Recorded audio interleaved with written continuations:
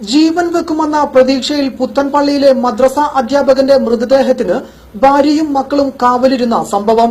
നടുക്കം വിട്ടുമാറാതെ സഹപ്രവർത്തകരും വിദ്യാർത്ഥികളും.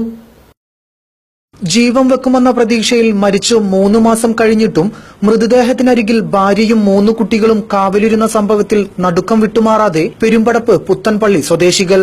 മരണപ്പെട്ട വാഴയിൽ സെയ്ദ് കഴിഞ്ഞ 3 മാസം മുൻപ് വരെ പുത്തൻപള്ളി കേന്ദ്ര മദ്രസയിലെ അധ്യാപകനായിരുന്നു.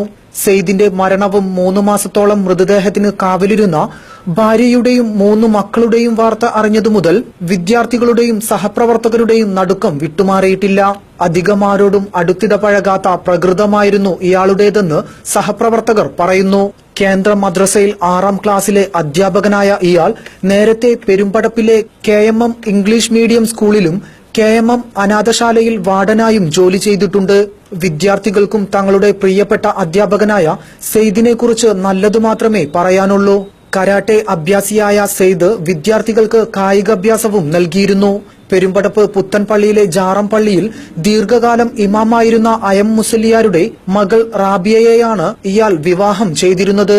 മകനെ മുസ്ലിയാരാക്കണമെന്നായിരുന്നു ഇദ്ദേഹത്തിന്റെ ആഗ്രഹമെന്നും തന്റെ സഹപ്രവർത്തകരോടും വിദ്യാർത്ഥികളോടും ഇയാൾ പലപ്പോഴായി പറയാറുണ്ട്. മലപ്പുറം മഹദനിൽ പഠനം പൂർത്തിയാക്കിയ മകൻ ഉവൈസ് ഇപ്പോൾ മുസ്ലിയാരാവുകയും ചെയ്തിട്ടുണ്ട്.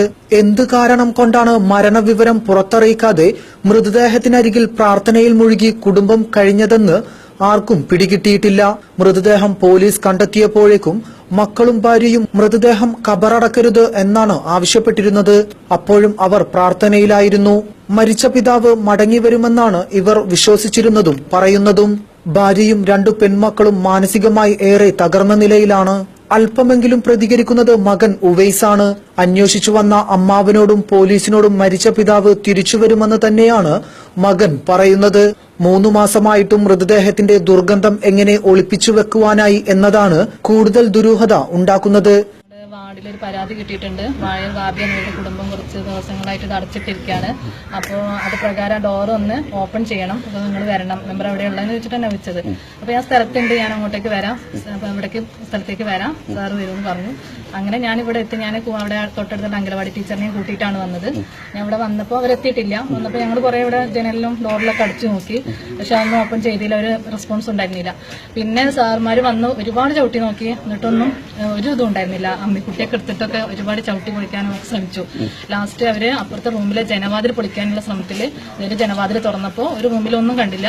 അടുത്ത റൂം അതേപോലെ തന്നെ ജനവാതിൽ അവര് തുറന്നപ്പോഴാണ് കണ്ടത്. അപ്പോൾ ഒറ്റ ഞാൻ കണ്ടിട്ടുള്ളൂ. പെട്ടെന്ന് ഞാൻ മാറിപ്പോന്നു. കണ്ട കാഴ്ചതാണ്. അങ്ങനെ ഒരു ഷീറ്റൊക്കെ ഇട്ടിട്ടൊരു മൃതദേഹം തന്നെയാണ് കാഴ്ചയിൽ അങ്ങനെ കിടക്കുന്നുണ്ട്.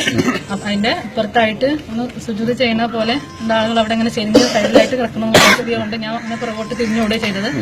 അങ്ങനെ സംഭവം ഉണ്ടായില്ല. പിന്നെ ഇവര് അപ്പൊ തന്നെ സാറ് വന്നു, കോടാലിയൊക്കെ കൊടുന്ന് ഡോറ് ചവിട്ടി പൊളിച്ചു, ഒക്കെ കൊത്തിപ്പൊളിച്ചു. ആളുകളെ ഉണ്ടാക്കിയപ്പോൾ 3 സ്ത്രീകളും ഒരു കുട്ടിയും ഒരു യുവാവും അവിടെ ഉണ്ടായിരുന്നു.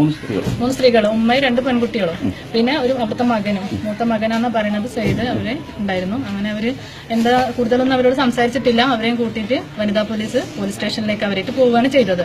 പിന്നെയുള്ള ബാക്കിയുള്ള രീതികളൊക്കെ അവര് ആളുകളെ അറിയിച്ചു, ഇതൊക്കെ കൊണ്ടുവന്ന് അങ്ങനെയൊക്കെയാണ്. നമുക്കത് അറിയില്ലല്ലോ. ബോഡി കണ്ടു കഴിഞ്ഞാൽ എത്ര പഴക്കണ്ടെന്ന് ഏകദേശം നമുക്കൊന്നും അങ്ങനെ കണ്ടാലൊന്നും പറയാൻ പറ്റില്ല. എനിക്ക് പറയാൻ പറ്റില്ല. ഇല്ല, ഞാനായിട്ട് ഒന്നും സംസാരിച്ചിട്ടില്ല.